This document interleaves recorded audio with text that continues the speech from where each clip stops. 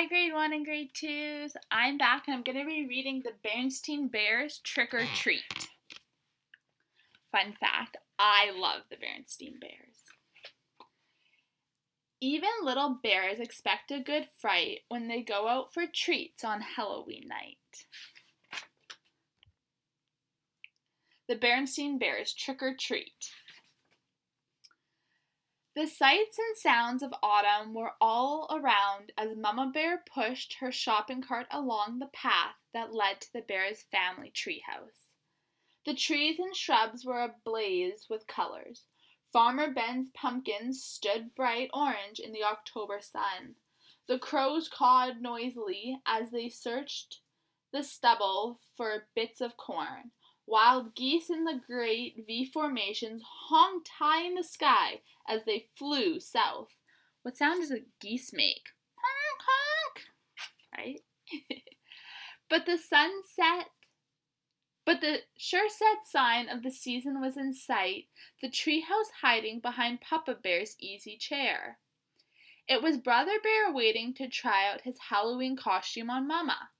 It wasn't Halloween yet, but Brother and Sister couldn't wait to try on their new costumes.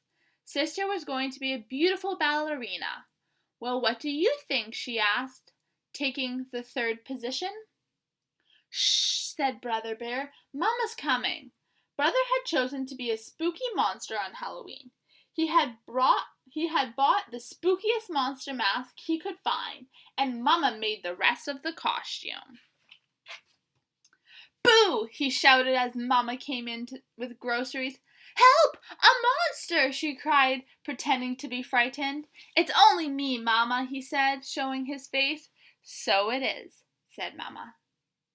Well, that just goes to show that appearances can be deceiving.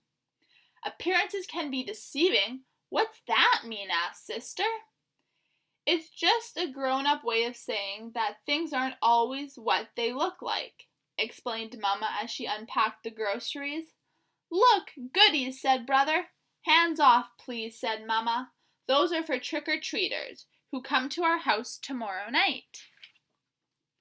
Brother and Sister were very excited about Halloween, and a little nervous too. This was the first year they were going to go trick-or-treating without a grown-up along to supervise. I'm not so sure I like the idea of them going out by themselves, said Papa as he carved the pumpkin he got from Farmer Ben. It's pretty spooky out there, he added, making a scary face at the cubs. Now, Papa, said Mama, if Brother and Sister want to accept the challenge of going out on their own, I think we should encourage them. But remember, she continued, turning to the cubs, there'll be strict rules. You'll stay in your own neighborhood, and you won't eat any of the treats until you are back home. Besides, says Brother, we won't really be by ourselves. We made a trick-or-treat date with Cousin Freddie, Lizzie Brune, and Queenie McBear. There, said Papa, putting the finishing touches on the jack-o'-lantern. Then he lit a candle inside it and turned out all the lights. It was pretty scary. The next day, Brother and Sister began planning the trick-or-treat route they'd follow that night. Brother got a pencil and paper and made a map of the neighborhood. That way, he explained, they wouldn't miss anybody. Let's see now, he said. We'll stop at our house first. Ours, Freddie's, Lizzie's, and Queenie's. Then we'll do Farmer Ben's and our sitters, Miss Grizzle. Miss Grizzly, for sure, agreed Sister. She usually makes special Halloween cookies. And Teacher Jane, she gives out good stuff. How about Dr. Grizzly? Asked Brother. She's into healthy snacks. I think so, just to be polite, said Sis. Gramps and Gran, of course. Of course. I'll tell you one place we are going to miss, said Brother, following his map. What place is that? Asked Sister. That one, he answered, pointing out the window at the home of Ms. McGrizz. It was a spooky, twisted old tree house in a thicket of end of Crooked Lane. We're definitely not going there, he added with a shiver. Why not? Asked Mama, who was listening. Why not? Said the cubs. Because she's a witch. That's why. What utter nonsense, protested Mama. True, Ms. Micras is old and bent and rather forbidding looking, but I can assure you she's a perfectly nice person. But the cubs didn't believe her, not for a minute. They knew better. Everybody knew better. No doubt about it. Ms. Micras was a witch for sure. Just after dark, a piratess skeleton and a wicked queen from Snow White came for brother and sister. They were Freddie, Lizzie, and Queenie, of course, and together they ventured out into the darkness with their trick-or-treat bags. Before they could get started collecting Halloween goodies, they were joined by some worrisome company. Too Tall Grizzly and his gang, out of mischief.